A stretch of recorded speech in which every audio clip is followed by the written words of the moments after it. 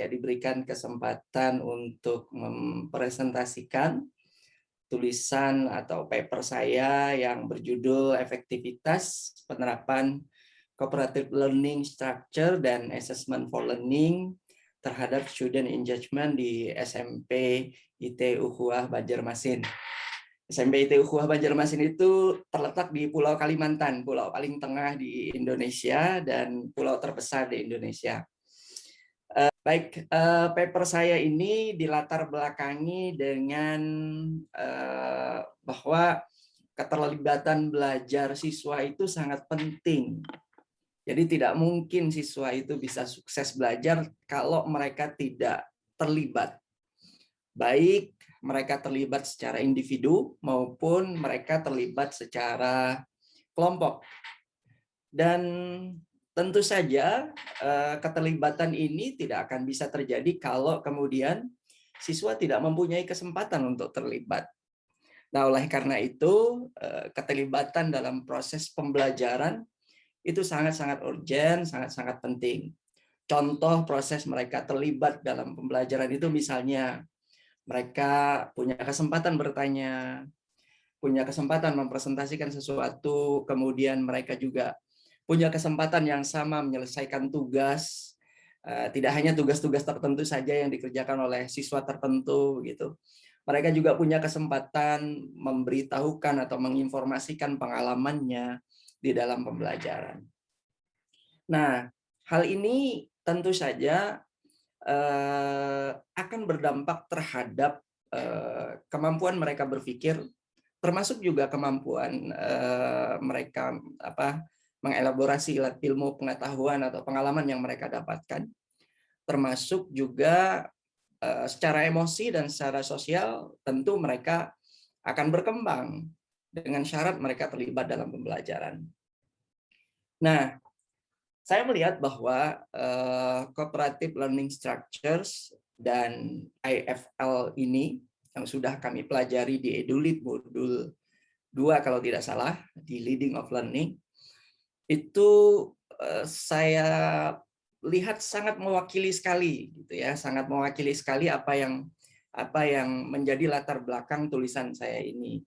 Sehingga saya pikir engagement siswa itu akan meningkat dengan baik kalau gurunya itu menggunakan CLS atau Cooperative Learning Structures dan juga IFL. Jadi kalau ya, ini asumsi awal gitu ya, asumsi awal saya sebagai penulis dari paper ini, itu kalau gurunya menggunakan salah satu tipe dari CLS, misalnya think, fair, share atau share decision, atau tipe-tipe lainnya, atau misalnya juga mereka menggunakan EFL, misalnya TAMS atau traffic light dan seterusnya, tentu siswa secara otomatis terlibat dalam pembelajaran. Nah, ini asumsi awal saya. Dan keterlibatan siswa itu dalam pembelajaran, semakin besar mereka terlibat dalam pembelajaran, maka otomatis kan semakin besar juga peluang mereka sukses mendapatkan hasil belajar yang lebih baik. Nah, itu secara teori. Sehingga kemudian paper ini tujuannya ada dua menurut saya. Yang pertama, untuk mengetahui efektivitas penerapan cooperative learning structures dan assessment for learning terhadap student engagement.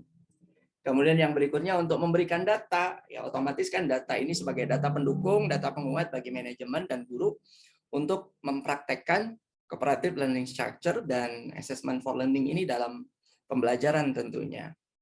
Nah, ini dua tujuan dari penulisan paper ini, dan saya berharap memang ketika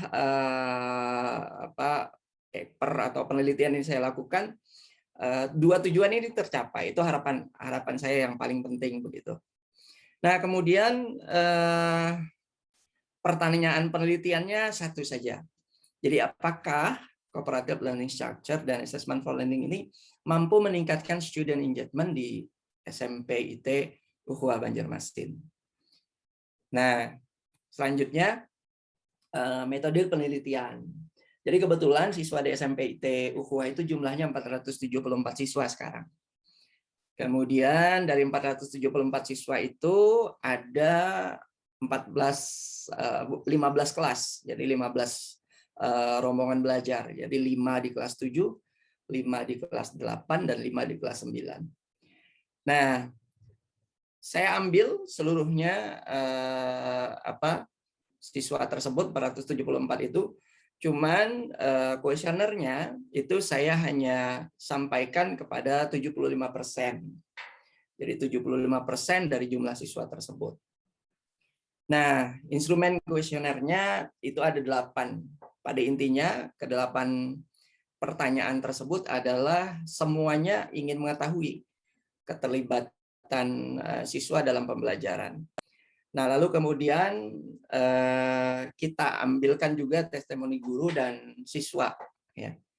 Nah, penelitian ini dilakukan 2 siklus. Jadi siklus pertama itu di bulan September. Di bulan September itu kita bagikan kuesionernya. Nah, kami tidak membagikan ini, kami pesan saja kepada guru-guru, Bapak Ibu guru, kalau sudah mengajar, minta tolong kuesioner ini dibagikan. Kuesioner ini dibagikan. Nah, lalu kemudian di bulan Oktober, kami minta guru-guru membuat rencana pembelajaran, lalu kemudian rencana pembelajaran tersebut kami wajibkan untuk mencantumkan salah satu model CLS dan salah satu tipe AFL. Jadi tidak boleh tidak dicantumkan. Nah, lalu kemudian setelah mereka mengajar, kita juga wajibkan mereka kembali untuk men-share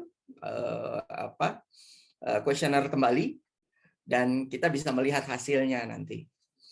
Nah, penelitian ini menggunakan metode deskriptif kualitatif, ya, dianalisis secara kualitatif, jadi datanya nanti deskriptif dan kemudian dianalisis secara kualitatif. Nah, ini hasil penelitiannya. Jadi di siklus pertama, saya bersyukur sekali karena ternyata lumayan bagus begitu ya keterlibatan siswanya, walaupun di siklus pertama ini di poin 4 dan poin 5, yaitu terlibat mempresentasikan sesuatu saat belajar, itu masih rendah gitu. Kemudian terlibat mengemukakan pertanyaan saat pembelajaran berlangsung juga rendah. Nah, ini padahal ini hal yang sangat penting sebenarnya dalam pembelajaran. Jadi hal yang sangat penting dalam pembelajaran. Jadi saya melihat bahwa selama ini berarti di siklus pertama ini kelihatan sekali bahwa guru-guru itu betul mereka berusaha maksimal melibatkan siswa dalam pembelajaran, tetapi ternyata dalam proses keterlibatan mempresentasikan sesuatu itu kan sesuatu yang sangat penting gitu dalam proses belajar. Karena mempresentasikan sesuatu itu ada keterlibatan pikiran di situ, ada keterlibatan emosi, ada keterlibatan fisik, tetapi hasilnya masih di 59,1%. Nah, termasuk juga pertanyaan. Nah, intinya ilmu kan pertanyaan gitu ya. Nah, ternyata anak-anak itu belum dirangsang, belum ya 55% lah gitu ya. Anak-anak itu terlibat menanyakan sesuatu saat belajar. Berarti masih ada angka yang cukup besar bahwa anak-anak itu tidak terlibat bertanya dalam pembelajaran. Nah, kalau yang lain-lainnya saya lihat sudah cukup bagus ya.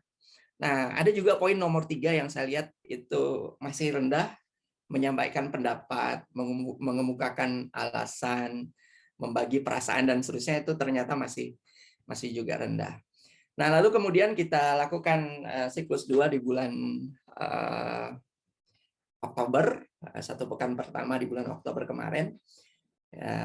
Hasilnya seperti ini. Jadi ada peningkatan, rata-rata ada peningkatan, dan peningkatan yang cukup besar itu yang signifikan ternyata di poin 4. Jadi ketika kita menggunakan CLS dan AFL itu, kesempatan anak-anak untuk mempresentasikan sesuatu, menyampaikan sesuatu itu sangat besar ternyata. Gitu. Dan itu sangat bagus sekali dampaknya dalam pembelajaran. Nah, dari mana saya mengambil 8 hal ini terkait engagement? Pertama, saya lihat dari modul 2 gitu ya. Jadi modul 2 itu di CLS itu poin-poin ini ada gitu di dalam CLS. Nah, yang kemudian saya baca beberapa teori ya, teori keterlibatan pembelajaran. Jadi keterlibatan pembelajaran itu bukan masalah hadir dan tidak hadir gitu. Hadir dan tidak hadir itu adalah sesuatu yang sudah lumrah dalam pembelajaran. Tetapi ketika dia hadir lalu kemudian terlibat dalam pembelajaran, itu yang sangat penting. Nah, kemudian ini data presentasi kenaikannya bisa dilihat. Jadi yang paling besar ternyata di poin 4 tadi ya, mempresentasikan sesuatu. Dan yang membahagiakannya adalah semua poin itu ada kenaikan. Jadi tidak ada yang turun dari siklus pertama. Nah, itu yang membahagiakan kita. Nah, ini sangat penting sekali untuk memberikan argumentasi nanti buat guru-guru, buat kepala sekolah. Oh, ternyata kalau kita menggunakan CLS itu walaupun minimal satu tipe gitu ya, walaupun EFL-nya minimal satu tipe, tidak perlu banyak, tapi itu sudah meningkatkan keterlibatan siswa dalam pembelajaran. Nah, ini ada beberapa testimoni guru ya, ini contohnya Ustazah Ayu. Saya coba. Warahmatullahi wabarakatuh. Saya Ayu Maida Wardani, pengajar matematika kelas 7. Tadi pagi menggunakan model pembelajaran past the paper dan AFL-nya berupa traffic light. Alhamdulillah, dengan menggunakan model pembelajaran tersebut, anak-anak lebih terlihat antusias, terlihat lebih bersemangat, dan berani mengemukakan pendapatnya. Karena masing-masing kelompok itu saling berlomba. Nah, kemudian yang berikutnya, ini contoh quiz-quiz trade dan Fish to Five yang dilakukan oleh Ustazah Wardah ya, salah satu guru kita juga.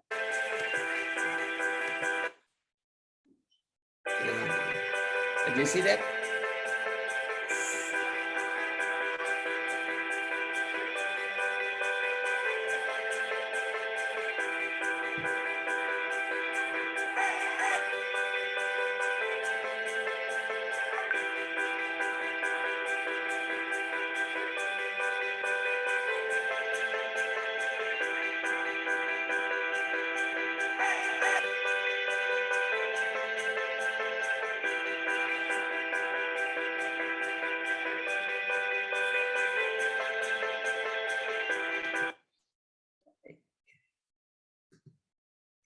Itu beberapa testimoni dari guru dan siswa saat mereka sudah menggunakan CLS, salah satu tipe CLS dan EFL ya setelah pembelajaran. Nah, selanjutnya,